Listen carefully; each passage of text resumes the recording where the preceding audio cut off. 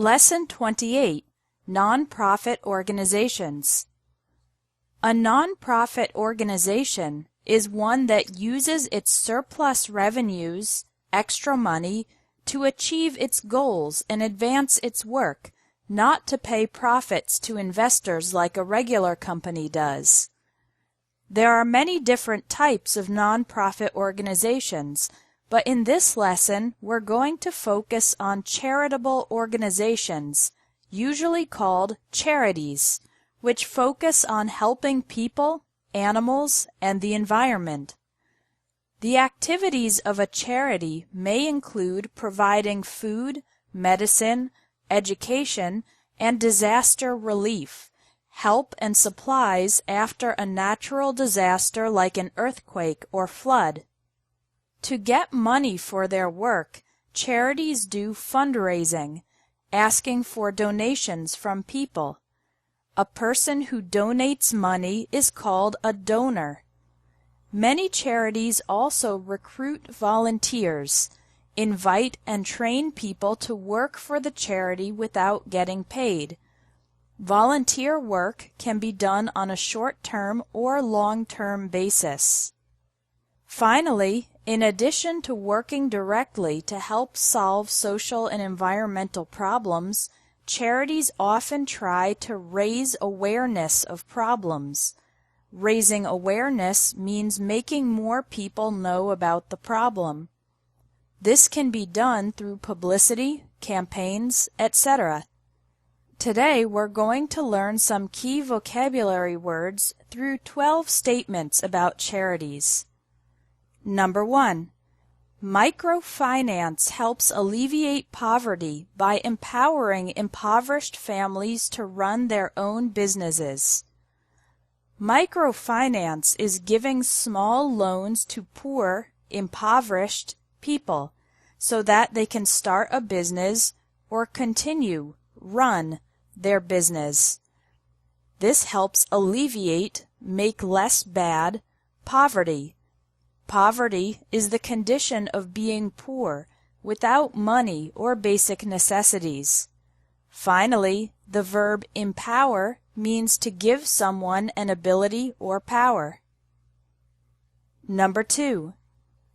Thousands of people in rural areas are starving due to the drought. The verb starving means suffering from lack of food. A drought is a long period of no rain. Because of the drought, the people couldn't grow enough food to eat, resulting in a famine, a serious food shortage, in the rural areas outside of the big cities. Number 3. Many of the homeless people in this shelter are mentally ill.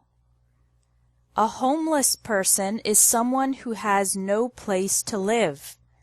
Homeless people often sleep on the streets, and some of them are also beggars, people who ask for money from the people walking by. A shelter is a place where homeless people can get a temporary place to sleep, and often a shower and something to eat as well. The term mentally ill describes a person with a psychological disease, such as schizophrenia, for example. Number 4. Our organization is lobbying for stricter laws to punish discrimination. The verb lobby means to try to influence governments or public officials. You can lobby for something, that means you approve of it, or lobby against something, that means you disapprove of it. In this case, the organization is lobbying for stricter laws, more rigid laws, or laws with a bigger penalty, punishing discrimination. Discrimination is treating a person differently based on their race, skin color, gender, male or female, class, economic level, sexual orientation, etc. Number 5. We're boycotting companies that exploit children or utilize sweatshops. Boycott means not to buy anything from or interact with a company as a way to express your dislike of that company's actions. The verb exploit means to take advantage of a person so that you benefit but the person does not. Sweatshops are factories where the employees work very long hours in bad or dangerous conditions and receive extremely low wages, salaries. Number 6. A number of celebrities have endorsed fair trade. Fair trade is an organized social movement that supports producers of coffee, sugar, bananas, etc. in developing countries by paying reasonable prices for their products and not extremely low prices. The verb endorse means to publicly support and give your approval. Number 7. Our program provides tutoring for underprivileged youth in the slums of Chicago. Tutoring is extra help with schoolwork. Someone who is underprivileged doesn't have the opportunities or resources that regular people enjoy. Youth is a general word for children and teenagers. And slums are densely populated urban areas with bad housing conditions and bad infrastructure. Number 8.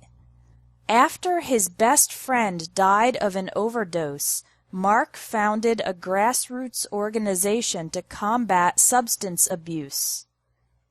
An overdose is taking too much of a drug or medicine. In response to this tragedy, Mark established a grassroots organization. That's a community-based group that begins at the local level, in contrast to a group that comes from outside the community. The verb combat means to fight, to resist. And substance abuse is a term used for both drinking too much alcohol and using illegal drugs, like cocaine and heroin. Number 9. Donors have pledged over $200,000 to provide scholarships for refugee children. Refugees are people who leave their homes and travel because of danger, such as from war, disease, or natural disaster. A scholarship is an amount of money given to someone to pay for their education, usually at university. Finally, the verb pledged means promised.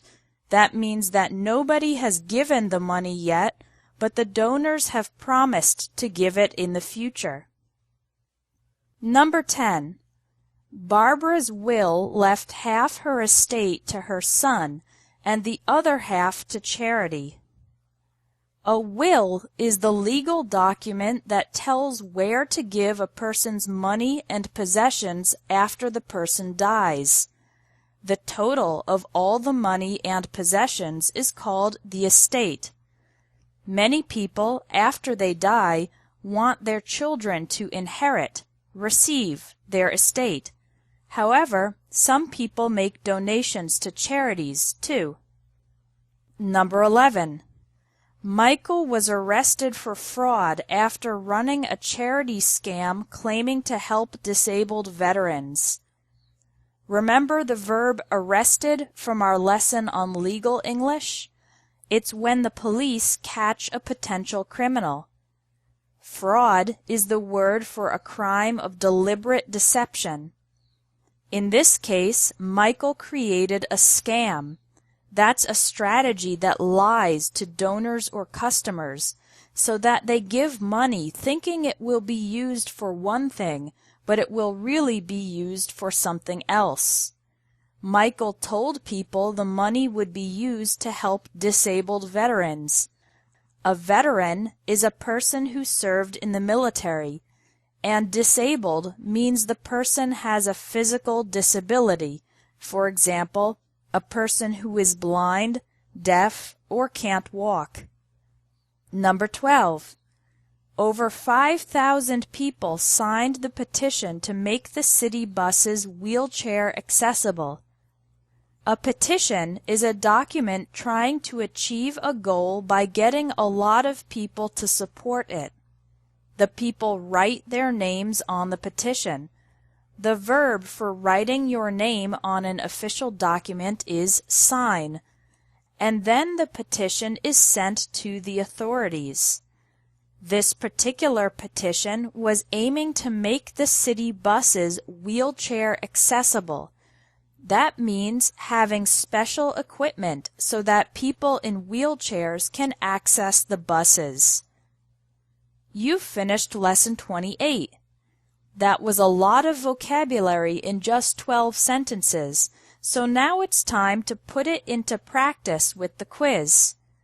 We have just 2 days left in the course. Log in tomorrow for Business Idioms Part 3.